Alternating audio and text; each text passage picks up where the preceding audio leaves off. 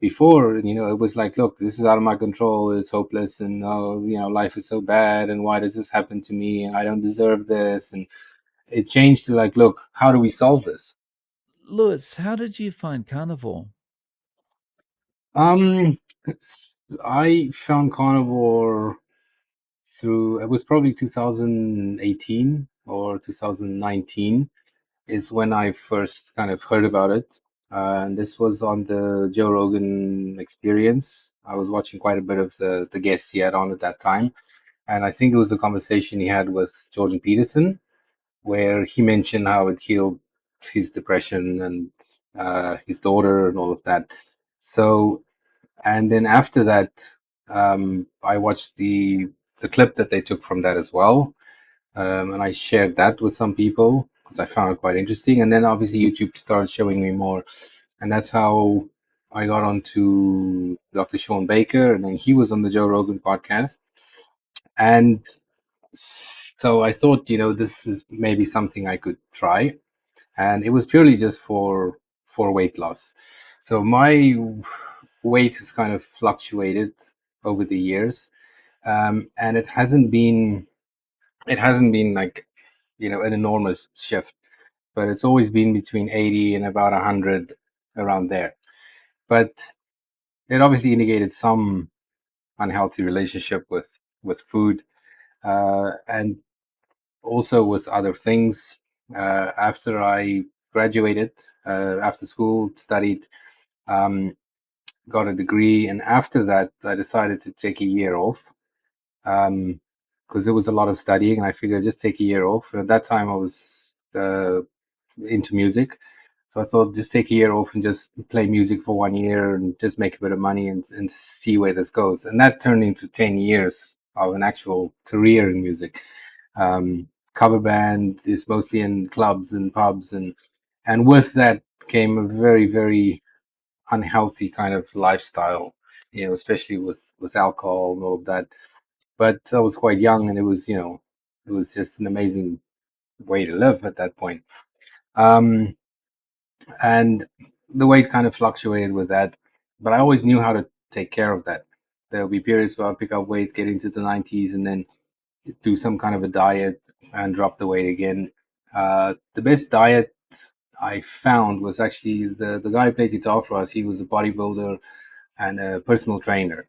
So he kind of said, look, with the bodybuilding, what they do is this is what they do. They bulk up, and then this is how they lose the weight.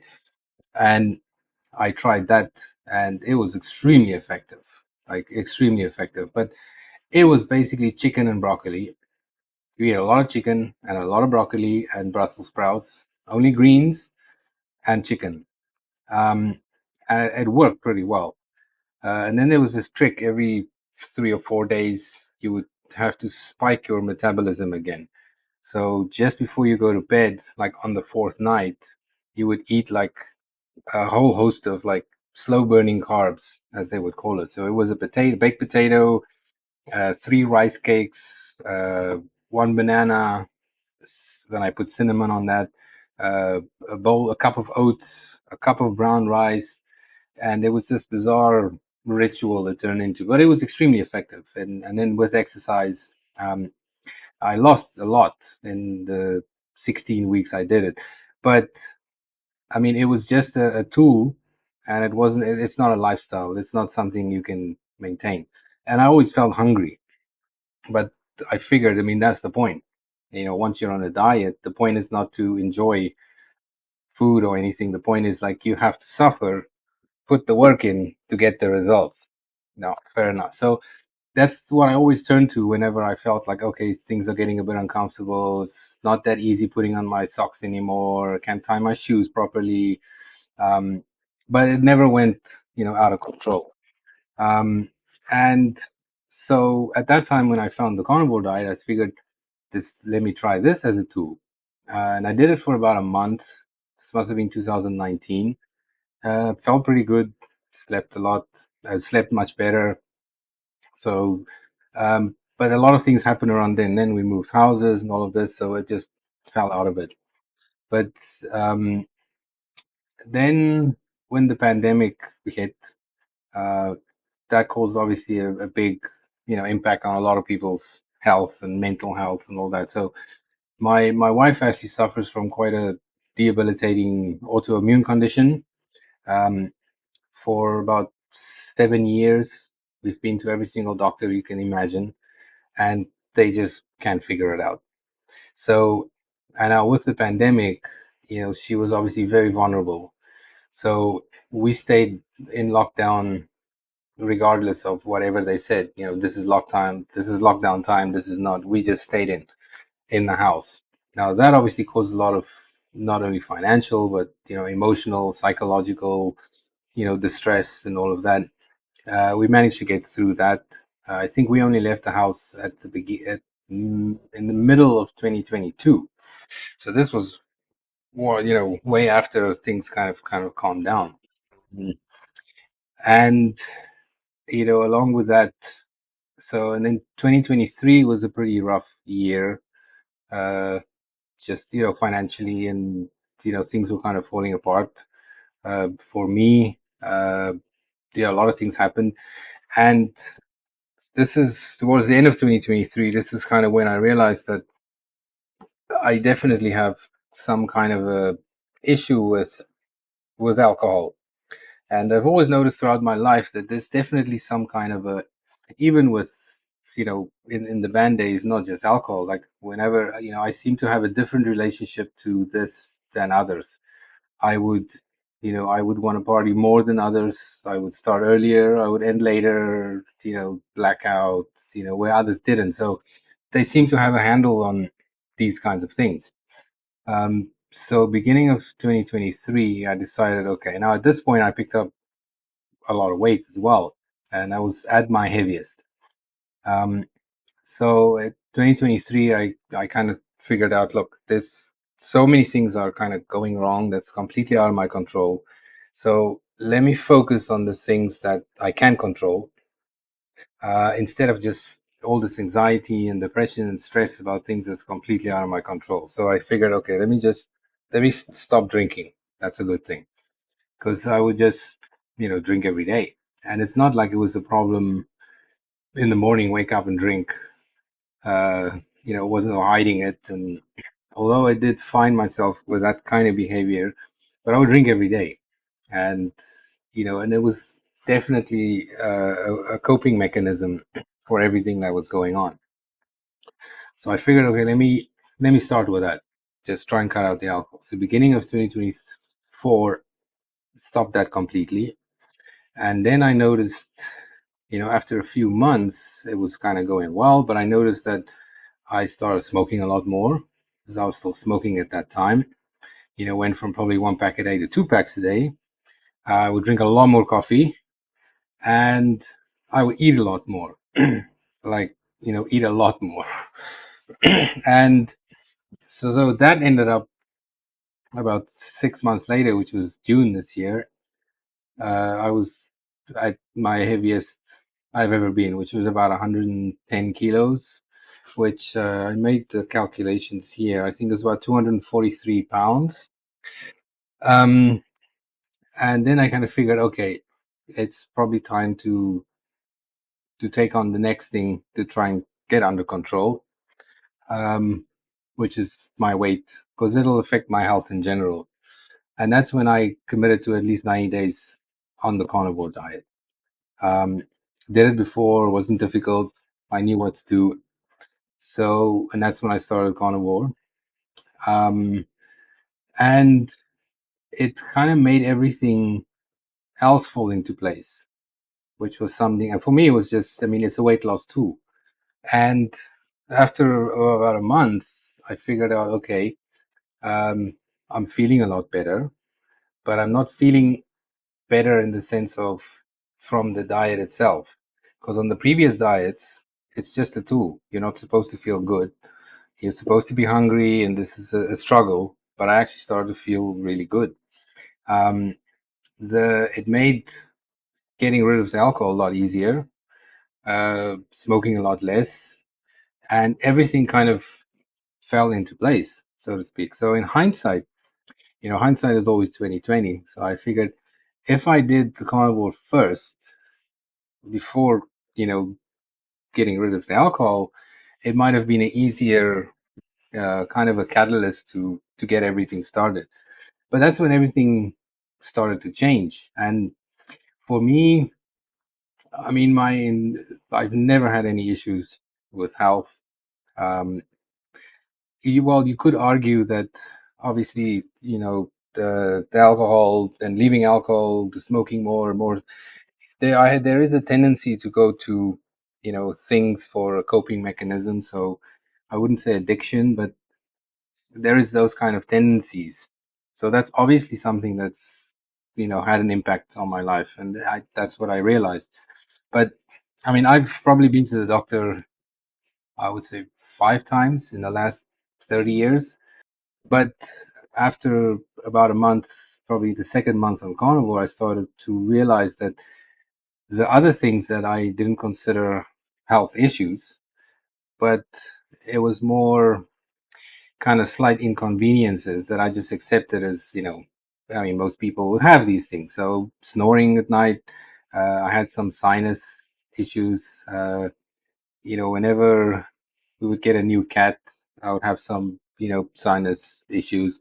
Whenever the weather would change, there's some sinus. So, probably allergies and stuff like that. Um, and upset stomach every now and again, quite often actually. And I figure it's probably just the stuff I eat, but it's normal. I mean, most people have the same kind of things. Those things all kind of went away. And when they all went away, I kind of realized that, okay, I don't want them back in my life. Even though I thought they were normal, now I know what it is not to have them. So they would bother me now quite a bit if they came back. Um, and after the third month, 90 days in, this is when at that point I lost, so I was 242, 110 kilos. And after the third month, exactly 90 days, I took some pictures again, weighed myself, and at that point I lost 24 kilos, which is about 50 something pounds. Now that was quite remarkable. Um, and since then, the weight loss kind of stalled a bit, but I just completed the fourth month now, and now I'm on 83 kilograms, which is about 183 pounds. So in total, I lost about 60 pounds, which is quite a lot. Um, and the the main thing, which is quite a positive thing for me, is the people around me have noticed not only the difference in everything about me. They say I have a new, I have like more energy, more positive about things. All this is that a lot of people around me have noticed this. Some immediate family who all have health issues, and they've all decided, like, we're gonna give this a try. Um, I managed to. My wife started about a month ago. She's still having a bit of a rough time. Um, that she has, I mean, it's debilitating. Um, yeah, they diagnosed her with fibromyalgia, chronic fatigue. Um, but those are all things that they really don't know what it is, and they can't figure it out. So they just call it something, and she's on pain medication, high doses, heavy pain medication. She's always lived with pain, fatigue, and it's really debilitating. So I told her, look, just give it 90 days. Let's see what happens. You know, the worst thing that can happen is it doesn't work and you lose weight. Um, Although she doesn't, have a lot of weight to lose, but I really think it's going to make a difference. Now, some of the things have improved a little bit till now, but other things, and it's just going to take time.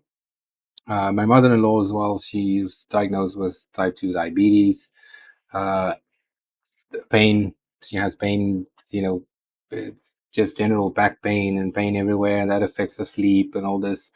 And also diverticulosis, I think. um, and my father-in-law has hypertension and gout issues. So they've been carnivore for a week now, and at least until now, she's noticed her diverticulosis. She had to take medication every day for I'm assuming for acid reflux and that is gone. She doesn't need that anymore. And it's been a few days. Um, and then also, I mean, I've gone through um, I don't know what you would call it, but the binge watching, a billion hours of carnivore content on YouTube. Um, so I can at least, so I know now, and then I explain to them, okay, it's because of the inflammation, and the inflammation is causing all of these things. So you take the inflammation away, of course, this is going to get better, and it's these same processes that's going to do this. Um, and I know it's difficult for people who have, issues. Obviously, the issues that they have, if it's not something that just happened, um, something that's caused by the way they live their life, it's very difficult then to make that shift and to stick to it. So I've made it my duty as well to kind of motivate them as much as I can. So I would call them every day and see how's it going, how are you feeling, make sure you drink enough water, get your electrolytes, and just remember it's just the first few weeks can be a bit rough, but I promise you when you get over it, it's smooth sailing from there.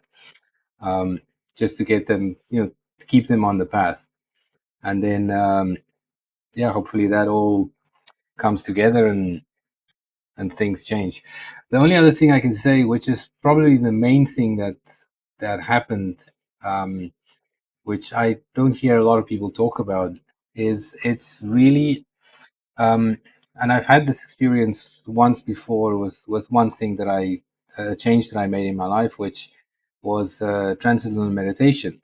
And um, again, I've been doing it on and off for some time, but the when I and again, it's one of the doctors told my wife, look, I don't know, I really, try meditation. So, and I did a lot of research, and I thought, well, this is all nonsense. Like, it can't be. And then I found, like, there's actually a lot of scientific research around TM, particularly, not really just all minutes, but TM specifically, and it does seem to have an effect on at least the stress and everything in your body, which can also be a catalyst for a lot of other issues.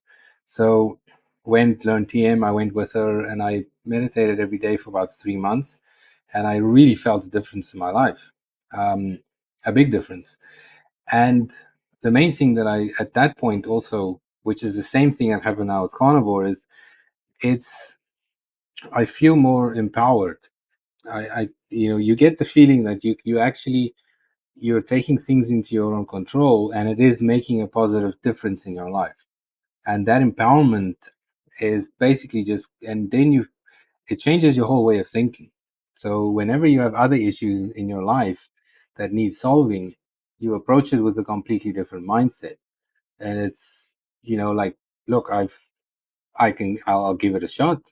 Before, it was like, look, this is out of my control, it's hopeless, and oh, life is so bad, and why does this happen to me, and I don't deserve this. And it changed to like, look, how do we solve this? Like, it just changes the whole, and it's very empowering to be able to take control of your own, and especially if it's to do with your health. Now for me, I didn't have a lot of health issues, so for me, I just took control of my weight, which I've done before. But feeling great at the same time, it's very empowering. And if someone's struggling with health issues, that doctors basically say, look, this might be something that you can't change, but the best we can do is kind of manage it. Um, that's not really an answer. It really leaves them kind of like hopeless at the same time, because you make it what 10-20% better. Some people maybe get a lot better, and that's great, but you never really get rid of it, or really get it under control.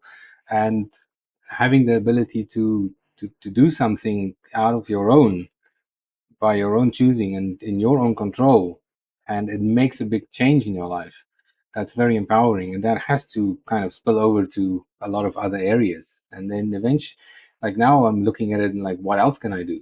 Like, and I managed to stop smoking. um, I still have to vape, um, but and I stopped smoking before in my life. It wasn't, the 3 times my wife was pregnant, with we stopped, but it always seemed to come back. because it's always there psychologically. And I think now this was the easiest, although I'm still vaping, so it's not completely gone. But I feel more empowered to that, this is going to be easy because, it's in my control. Um, and I think those small changes that give you the control over your own situation um, can have a big effect on somebody. Yeah, that feeling of empowerment is such a good change in your life, right? It's just Yeah, I feel I'm in control of things and, nothing's gonna get on top of me and I'm just gonna handle things as they come. It's really good, right? yeah, absolutely. Yeah. It's fantastic you've managed to get, both your wife and your parents-in-law involved, right? It's I mean, because the thing is, you can send. I mean, you can send as many videos. You can send as many videos of other people's stories and stuff, um, which I have done. "Oh, look, this is amazing. Look what it's doing to people." It doesn't really have the impact until they see somebody doing it and it making a change.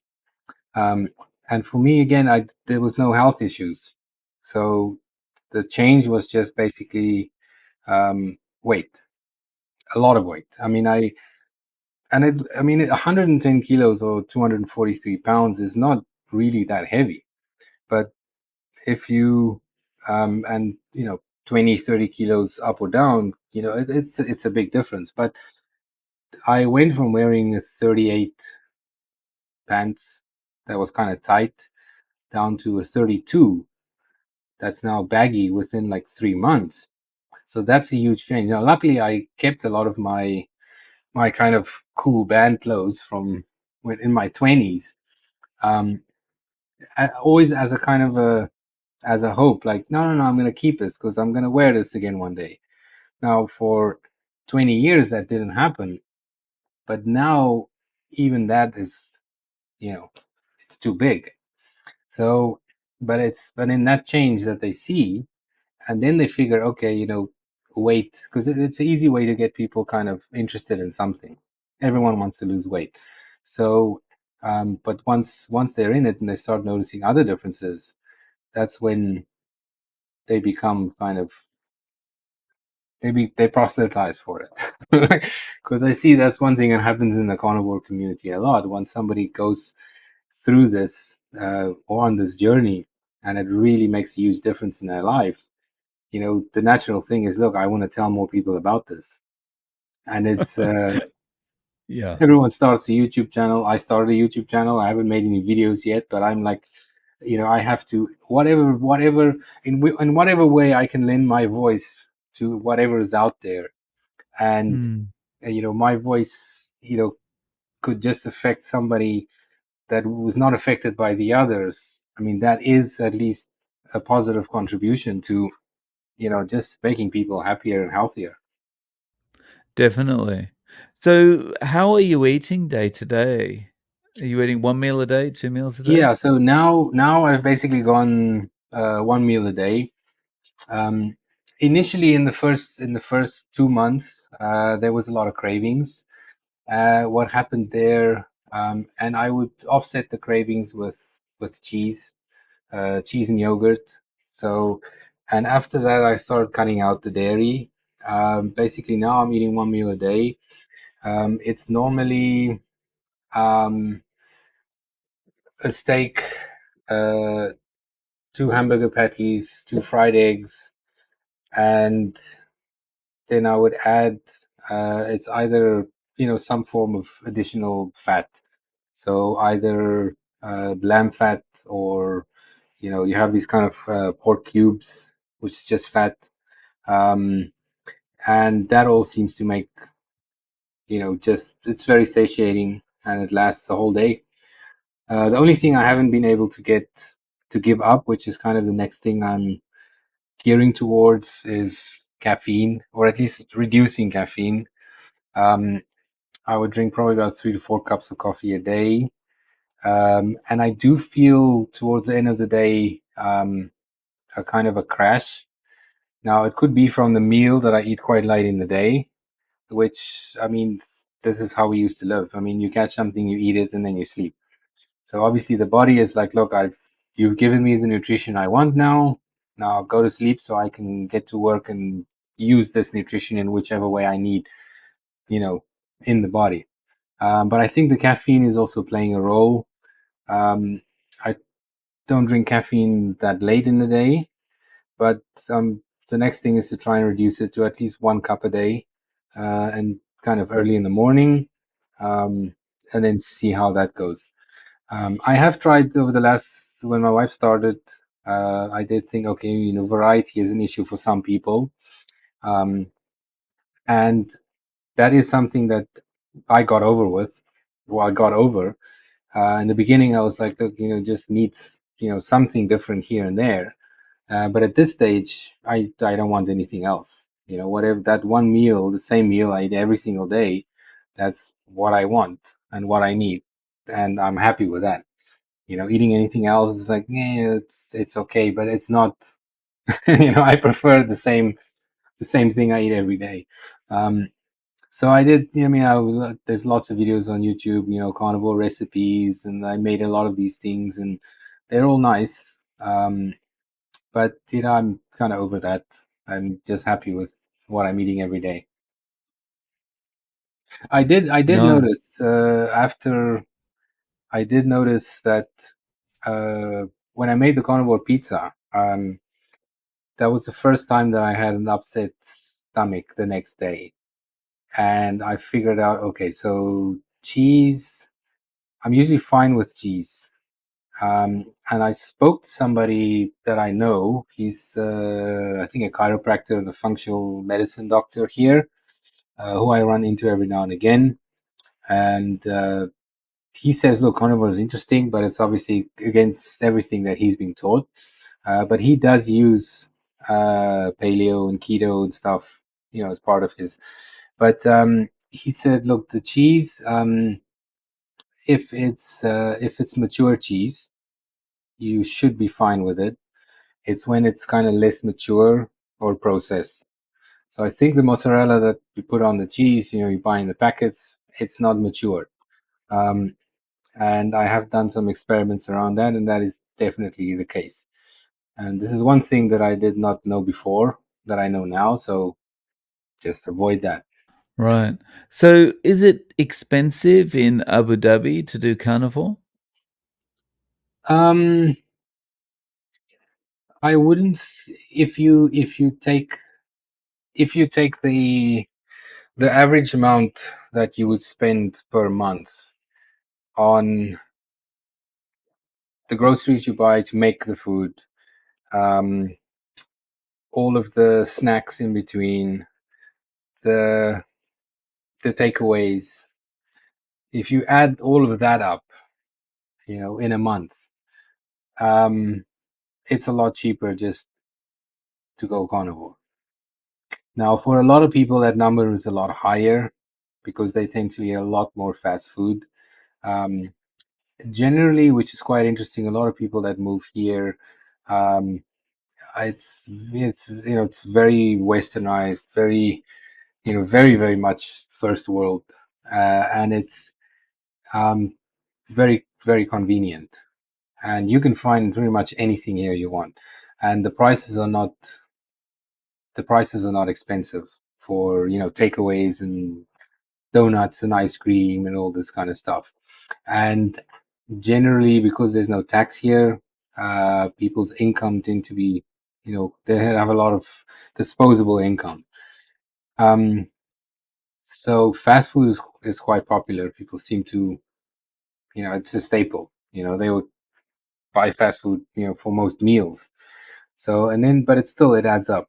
So being carnivore, um, is not really that expensive. I mean, there's a lot of meat in general is not that expensive, but you do have the whole spectrum. I mean, you can get wagyu all the way down to Brazilian ribeye, Brazilian strip loin, Australian meat, New Zealand meat, all this. So there's quite a variety. And if you're on a budget, you can make it happen for sure. So at this stage, you said your wife's about a month in. Does it look like your wife's going to stick with this? Yeah, I told her, look, at least commit to 90 days. Um, it seems that the fatigue has gotten much better. She used to have a crash every day, like clockwork, 1 o'clock, 1 o'clock in the afternoon, a huge crash. It's like basically just fatigue. Um, that seems to not be there anymore. Um, but there's still a lot of pain, joint pain, all of this.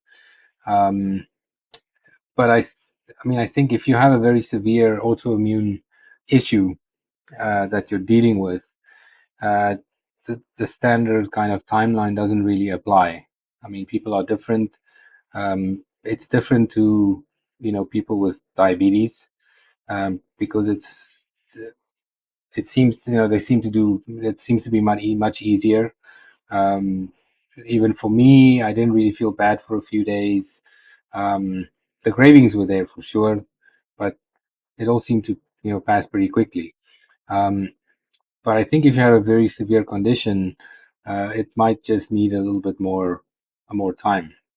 So I mean, I told her, look, 90 days, see how you feel, and then you can decide. After the 90 days, if you feel even 10% better, it means that something is obviously working. So I'll try and convince them for let's do another month and see how that goes, and see if you feel a little bit more better. And From your experience over the last 4 months, and your experience with carnivore before, what is your number one tip for someone getting started? um,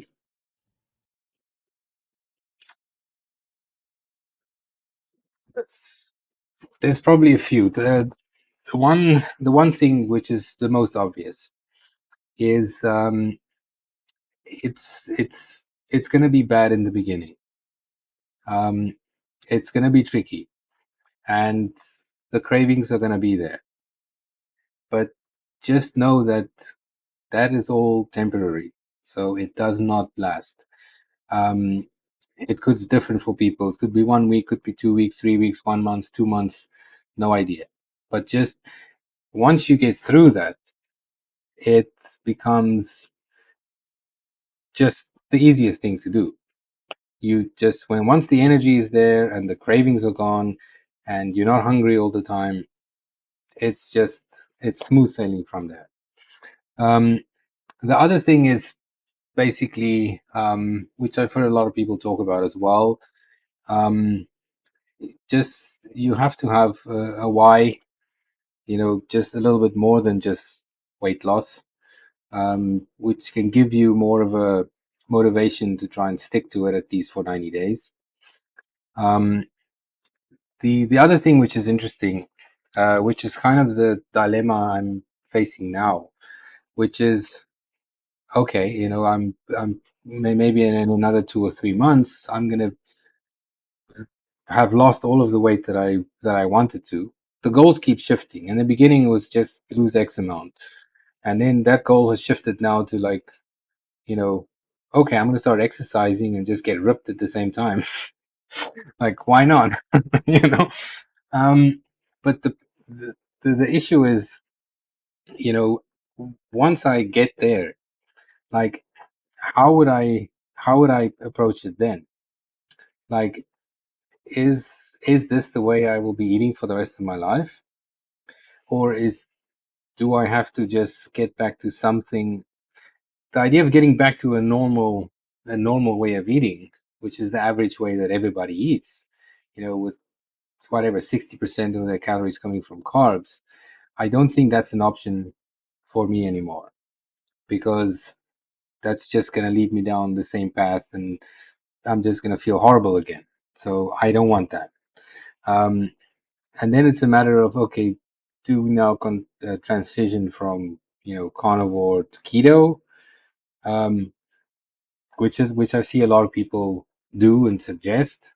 Um, but again, keto it's basically carnivore with with avos and nuts and broccoli, and it's, you know, so how much of a difference is a avo a day gonna make?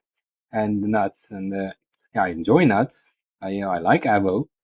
So maybe just add that in and see how I feel. But the thing is, if I start adding things in and I don't feel as good as I feel now, then just basically stick to carnivore. Because that's kind of, I don't want to mess up what with the way I feel now. I mean, it's just, and you don't, like I said, um, the video I saw on Homestead How, where Carrie, I think his name is, where he mentioned, it was a very passionate rant about, about life, and how he realizes now what it means to live. And he mentioned something in there which was very interesting. And I always remember that it's you when you're in the fog, you don't see the fog, and that's exactly how it is. Because before carnivore, I thought, I'm pretty average, normal, nothing wrong with me. But even just the huge difference I've seen in my life being carnivore, now I realize, like, I was in the fog, tired, didn't sleep well. I bought a smart watch to kind of, for when I started exercising. This was, a year and a half ago, probably, to be able to track, the things in the progress, and never used it for exercising, but I bought it and I tracked my sleep at night. And my sleep was always, the score out of 100 is always in 60s, 50s. The highest it got was probably in the 70s. Um, and on carnivore now, tracking it, it's every night is like 96, sometimes 98. And then underneath obviously the app encourages you to be healthy. So if you check on the app, underneath it says, um, it has little messages. So now every morning I wake up, it's like 98.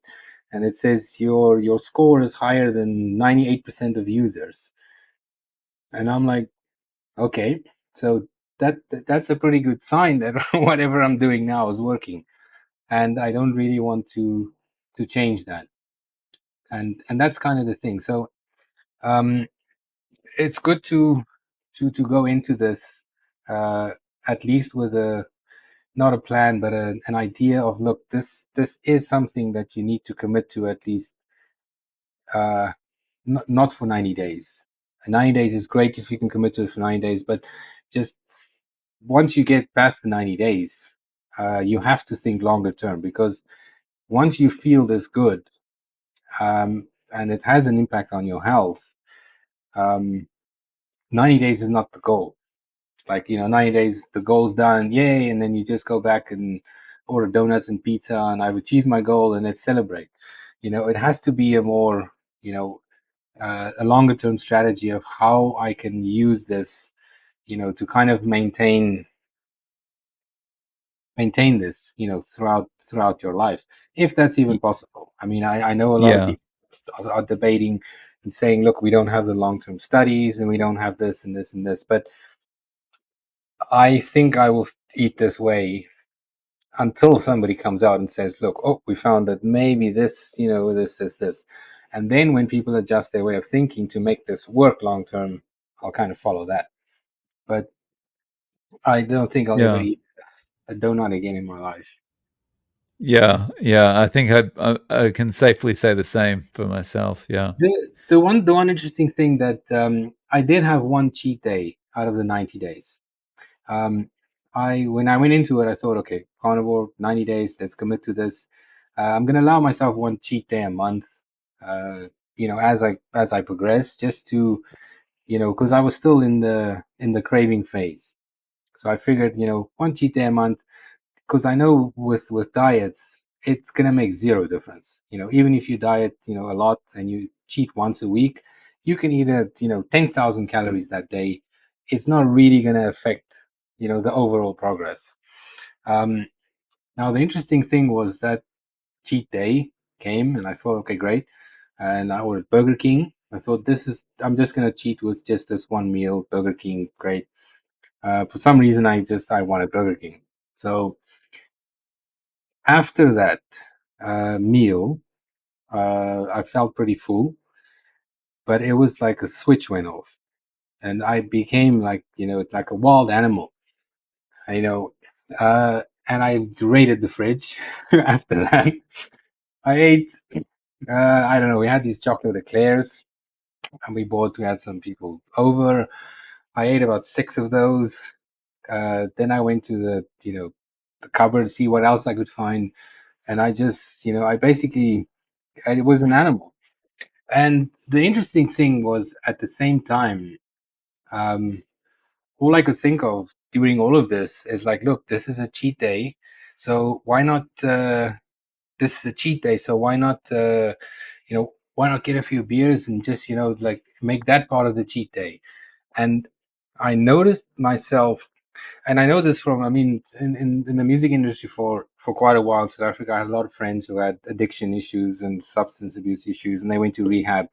And the one thing is, once they got out and they really, committed to it and stuck to it, um, they couldn't drink any alcohol at all. Because once you have one sip of beer, you might end up in an alley, what, with a needle in your arm, like, 12 hours later. So it's that whole, you have to cut it out. And that's when I kind of realized that sugar, and it's not apparent when you eat sugar, but once you're free from it, and you almost like overcame that addiction, after the second month or first month, once you're kind of free of that and it doesn't bother you anymore. And it's not like I didn't see it. I mean, people would come over, we would buy snacks, and there's stuff that I could just eat. But I didn't look at it and think like, wow, that looks nice, I want that. It's a whole complete shift. I looked at it and it's like, yeah, that, wow, I don't know, it wasn't really that nice. And it was. I just couldn't see it in that, so it was a real shift. And once I ate sugar, it it triggered this other, and it wasn't an addiction, it just triggered this kind of behavior of like, oh, let me just let me just add drinking to that day as well. And that would have been like, again, it just gets you off the wagon. And so it's interesting. So this sugar is definitely working in the same kind of way, um, as other addictions, and it just could trigger a lot of other things, and my experience. And it was Yeah, interesting. After that, I thought, okay, no more cheat days, because this could just start the whole process over again. right. Yeah, I'm the same. It's a slippery slope, and it's so easy to spiral out of control. Yeah, Mm. I mean, Yeah, it happened with one of somebody I know. They also, wow, the weight loss, whatever. They went carnivore. I think they were carnivore for about a month. Motivated them as well. And this past weekend, they were visiting, I think, their parents or something, um, and they cheated with Cinnabon. Um, and they said they felt horrible afterwards. Woke up the morning, felt like I have a hangover. Um, but just that one was a trigger. And now they're like, yeah, they're gonna take a break from carnivore now. They're gonna, go back to just, try and do something else, and, in moderation. And that's the end. They just, that's the end of it. It's like, it's really scary, and the food companies know it. They know how to keep us addicted, mhm, and for yeah, sure. I mean, even in the marketing. I mean, my career, my business, everything is in marketing. So I know how the whole thing works. And here, when you go into the malls, um, the the most addictive things and the most amazing things always have. It's not in a shop where, shop front or whatever, where they, around. They always have these kiosks, in the in the hallways or the walkways of the mall. And this is where you find, because when you walk past that, you cannot. And Cinnabon is the main one. I mean, you walk into the mall and all you smell is Cinnabon, and that is just, the most triggering thing. and it smells amazing. Um, so what I do is I make these little egg custard things, put cinnamon on that, eat that, craving's gone, no problem. And it's just, but it is, and it's everywhere. You can't escape it. And I've heard a lot of people say this as well when they go to the supermarket. They have to shop in the outside of the outside aisles or way at the back. Kind of you have to walk through the entire supermarket to get to like the little niche area of like, this is where we sell the healthy stuff. And that's where you find the meat and the fish, that. But you have to walk past, just tons of garbage before you get there. And it's just, Yeah, there's a reason they don't have the chicken and broccoli at the registers, you know? It's yeah, yeah, for sure, for sure. yeah. So Lewis, you talked about your YouTube channel. How can people find you on YouTube and Um, your other socials? there's no videos on there. I think the handle is at midlife riser. Um, and the reason for that is basically when I'm 40, 42 now, and I figured, look, this has been a catalyst for a lot of other changes in my life. So uh, people go through midlife crises all the time, and it's definitely not that, but it feels like I have this is kind of a rebirth of me in my midlife, and there has to be a lot of people in the same position that kind of went through their whole life up until their midlife, and they kind of figured out like things are okay, but it could be better, and it might be a good way to to kickstart that whole kind of next chapter and really get the most out of that. So I'll probably make a video soon, just start posting some stuff. And on the social media, I don't use it. Um, I I probably have. I just don't. I don't use it as much. I don't. Because that's another one. That's another thing. It could really just. It can take over.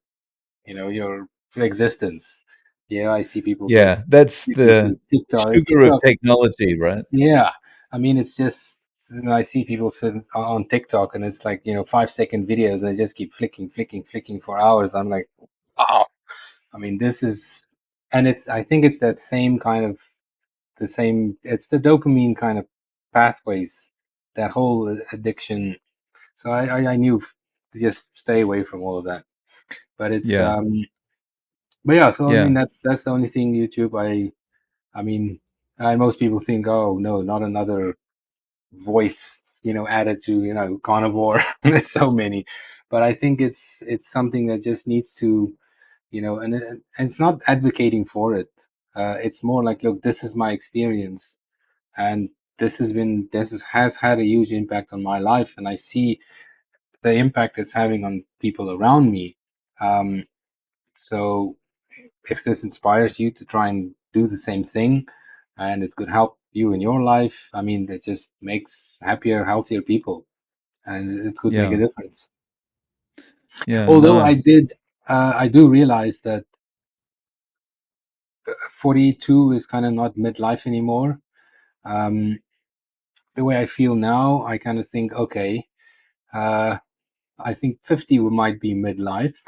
So, I might make it to 100 now. I thought like 80, 75, 80, if you're lucky. But now, feeling the way I feel now, I mean, I feel 20 years younger. So I'm like, this is probably not midlife. So Yeah, try and document the journey, over the next few years, and see once I hit my midlife, which is 50, um, maybe even more. Uh, if, let's see, let's see what happens. But this has yeah. definitely been the start of the journey. And Yeah, as carnivore someone was, who's about to turn 50, I'd like to push midlife to about 60. yeah, Yeah. Um, so I'll link to your YouTube below, Lewis. cool, Thank you so much for coming on and sharing your story. I really appreciate your time. cool, most welcome. And thank you for everything you do.